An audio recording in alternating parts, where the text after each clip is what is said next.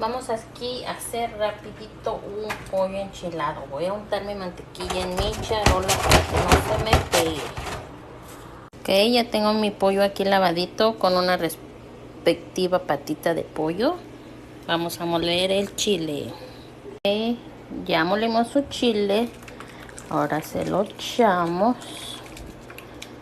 Todo. Le vamos a agregar poquita agua a la licuadora para que enjuague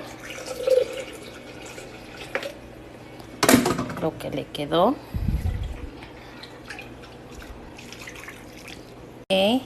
Le ponemos su pimientita. Yo ya le agregué más mantequilla, su respectiva sal, con respectivas papitas